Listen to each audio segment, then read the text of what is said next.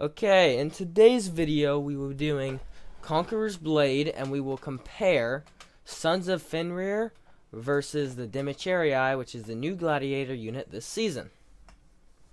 And so we're basically going to compare them. They're very similar unit types, and so hopefully, I honestly think Sons of Fenrir is still going to win just because they were so good before, and I think they're surprisingly good. They're probably one of the best melee units, so I really like them. They're both similar. They're both light. They both can do a lot of damage. So they both can hit really hard, but also are a little bit lighter, a little bit easier to kill for those big tanky units. They're not tanky at all. They just do a lot of damage. So they're played similar, so I think it makes sense to compare them.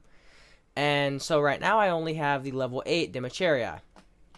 And so I'm going to be going against my brother's level 8 Sons of Fenrir. So he got the 3-day trial of Sons of Fenrir, and I have the 3-day trial of Dimachaeri.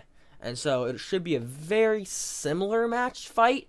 Now again, it's not the max Sons of Fenrir versus max Dimachaeri, because certain ones have better trees, and so it could be different results depending on whether it's a maxed out Sons of Fenrir or a maxed out Dimachaeri.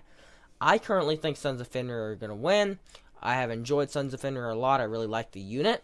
I have them maxed out. I really do like Sons of Fenrir. But I have no clue. So we're going to find out. So first, Sons of Fenrir has the leap attack. And so the way most of the trials are going to be, he's going to be charging in.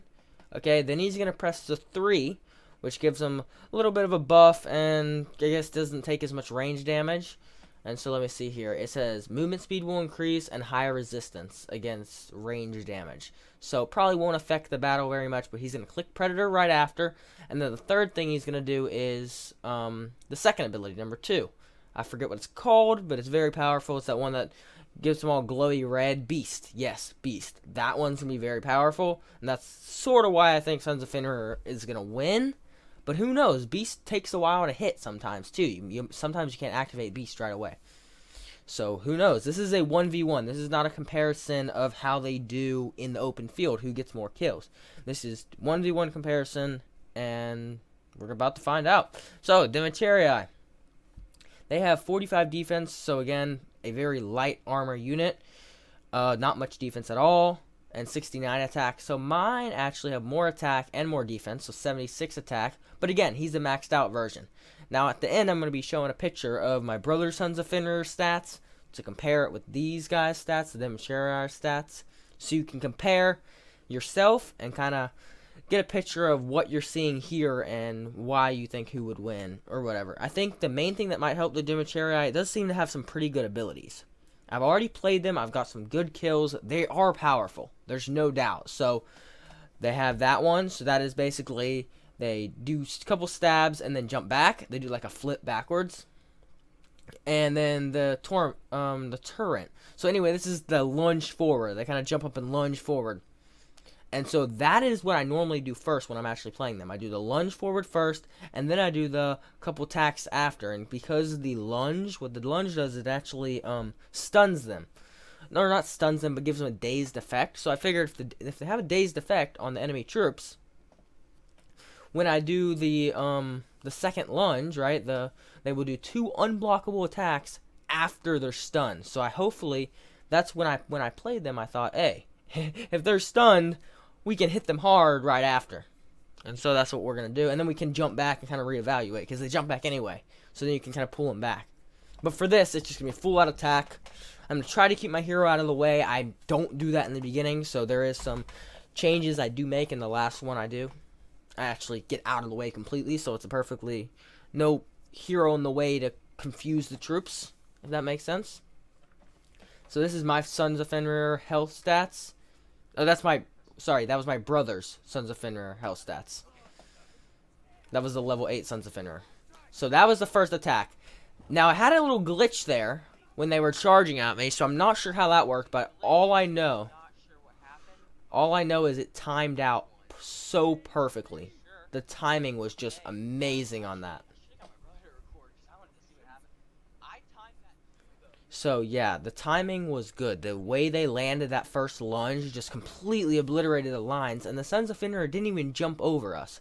And that seems to be a recurring thing, is the Sons of Fenrir don't actually get the jump on us, because I'm trying to do this like an actual fight. I'm not just going to sit there and let them jump. So I'm probably going to, as soon as they get to my line, that's probably when I'm going to press the ability. So that kills him so fast. I mean, they hit hard. Very hard.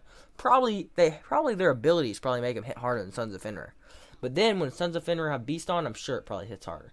So I think if Dimacheri are out of abilities, they would probably win. That's my guess. I mean, would lose. So if they have no abilities, and, you know, Sons of Fenrir has Beast and stuff, Sons of Fenrir will most likely win. But if the Dimachaeri is 1v1, full health, and has the abilities available right then, they'll beat them just like that. That was a very quick, but we're going to try it again. This is round 2 here. And so, I actually get sound on it. I had sound in the first one, but I couldn't put it in because I tried to have my mic on there at the same time, and it was very crappy audio. And so I decided, scratch the mic, we're doing a voiceover. So there was a non-voiceover in that first clip, but this clip is now me knowing that voiceover sounds like horrible, so we're just going to give it a try this way. My brother's setting it up. I'm kind of waiting. Just waiting in position. He's going to do the same thing again. Now this time I believe I swap the order. So instead of doing 2 first, I do 1 first. Okay? So I go out here, I do a little dance here with my ability. And that lets him know I'm ready to attack. So whenever he's ready, he will attack. And I'm just going to go 1 first and then 2. Okay, so I'm going to do my triple strike, and then after I'll do a lunge, which might work. I mean, if I can do like a triple strike and then jump back, might avoid some of the quick damage that they did. So now granted I'm in the way here, so I'm distracting the Sons of Fenrir, which is not good, right? So that one was probably not one you should consider as your main thing. Ready? Take position.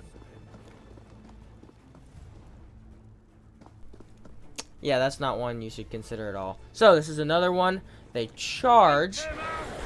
This one they hit pretty good. Now then I'm realized, oh crap, I gotta get out of the way. So I jump out of the way. They do their special. This is the one that the Sons of Fenrir actually come out on top. Yeah, they come out on top here. Yep, so attack at will. I think I kind of just missed most of my abilities. Most of the damage I normally get on the clump of the unit, I didn't get on the clump of the unit. The Sons of Fenrir went right past my guys, and my guys didn't actually get to do that extended damage that I'm used to. If that makes sense. Okay, ready for the next one. I'm just messing around here a little bit. Okay, next one. This one is when we're just walking forward. So we just both press V. He actually presses 3, so it gives him a little bit of a speed buff. And so this is a lot closer of a fight than the other ones. Before it was either the Sons of Fenrir easily won, or these guys easily won. This one's a really close fight, and this is just kind of a melee fight. And this shows why I think now that Dimacheri are very strong melee-wise. And so if they win against each other, most likely it will be the Dimacheri coming on top. Here's another one. This is me completely out of the way. And they hit, even though most of their abilities missed. I mean, it doesn't seem like they did a lot of damage there. They were able to hit the Sons of Fenrir almost in the air. And now they're doing their strikes. I mean, that's it. This one really close. This one was down to the last little bit, I think. So I ended up with, how many people? I got 5. He had none. So I had 5 extra people. Oh, wait a sec. 3, 4, 5. Yeah, it's 5. Why does it look like there's more on the actual map? Huh. Anyway, yep, I'm just messing around here, chasing them around. So that's kind of the results. Decide for yourself, but I think Sons of Fenrir are still very viable in the open field for sure, and especially because a lot of times Beast is very good on Sons of Fenrir, and so they don't get to use that until after doing some damage, and so they can't activate it right away. So my guys were killing Sons of Fenrir before they had Beast on.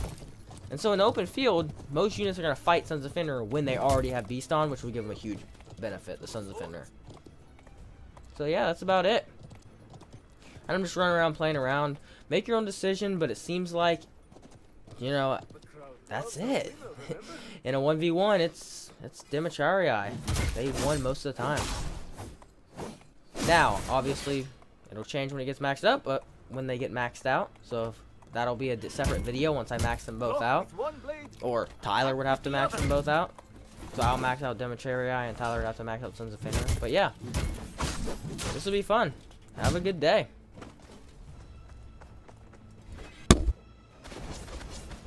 Wipe them out! Bring to the point! Block with one blade. Attack with the other. To the death! There's no stopping us. Time for something special! I'm here for the fame, of course. Stand to! Position, take a position. So, why did you enroll?